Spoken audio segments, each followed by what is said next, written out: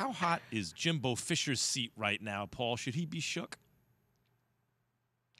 Well, perceptively, Max, is very hot. And think about a couple of things. This is his 5th year in the offseason. His bosses, we would all love to have bosses like this, gave him a new contract and a raise. And the buyout, should he be fired, is $90 million. So essentially, Jimbo Fisher is, not essentially, he is his own boss. He doesn't report to anybody. He does whatever he wants. So if they should fire him, that's a $90 million payday. Now, what has he done? At Texas A&M, on the field, he really hasn't done anything. He's had one good year. He won 10 games and finished 4th in the country during the COVID year. Lost to Alabama that year by 28. Since then, it's pretty much been, before and after, it's been 8-4. Last year was 8-4. He'll have 3 losses after Saturday night. He's going to Alabama in case the nation forgot the biggest and most ballyhooed game of the year.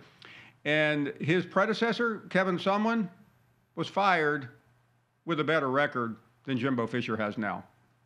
It's unbelievable you said that, boss man, because I was just about to say, what's the difference between him and Kevin Sumlin? They're the same guy. Why hasn't it worked, Paul?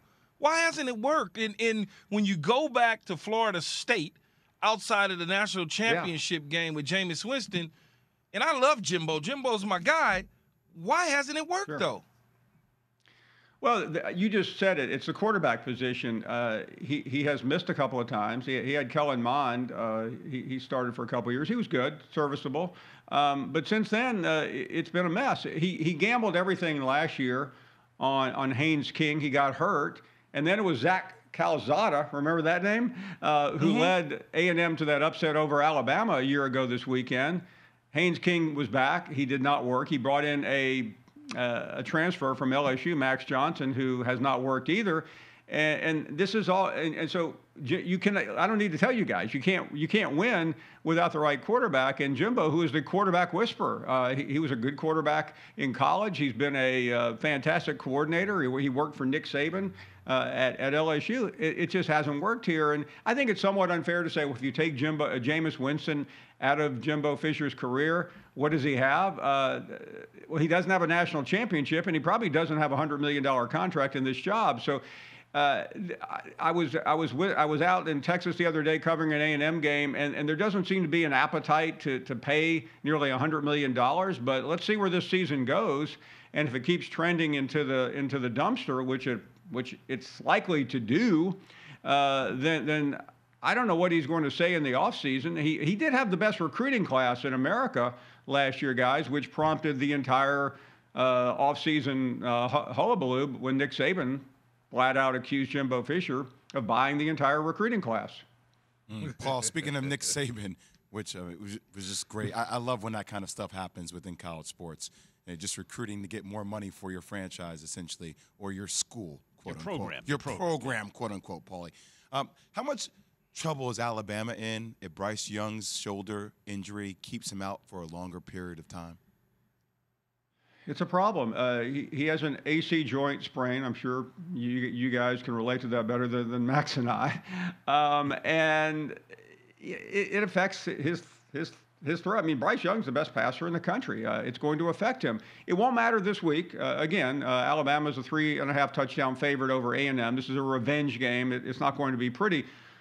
But next week, it will matter. Alabama goes to Knoxville. They'll play probably the most offensive, explosive team in the country with Hendon Hooker. And they could lose that game. That's not a bold statement. Jalen Milroe is the backup. He's amazing. He won the game for Alabama Saturday with a 71-yard run. He looks a little bit like Jalen Hurts. He's big, but he's not a great passer. And you get into a passing duel, a scoring duel with Josh Heupel at Tennessee, you're probably going to lose. So that's really the biggest concern.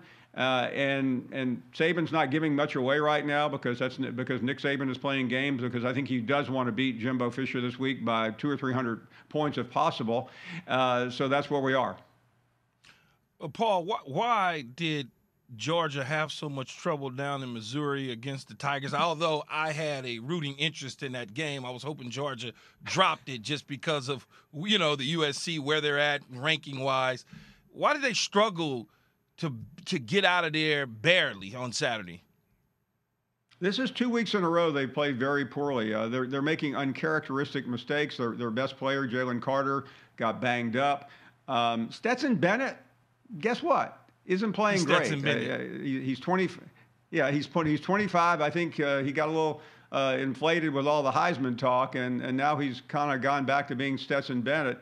I'm not overly concerned about them yet for this reason. They have Auburn this week. That's a whole nother show in terms of a school that they can't shoot straight. And then they have Vanderbilt next week.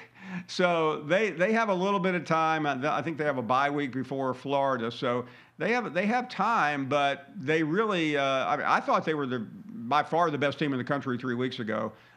We all got carried away with our praise of Kirby Smart, but they've definitely hit the skids. I think they can come back, though.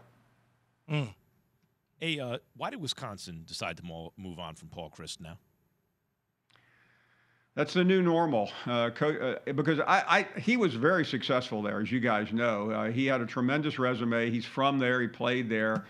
I just think everybody's got itchy fingers right now, and if there's some doubt about firing your coach, just go ahead and do it. The Colorado coach got fired. There's already been 6 or 7 coaches. The Auburn coach is probably next up. And I think the theory is it gives you more time to look for the next coach. I don't think it really matters. These things are done in the dark of night anyway. But too many ADs, I think, are reading Twitter. Thanks for watching ESPN on YouTube. For live streaming sports and premium content, subscribe to ESPN Plus right now.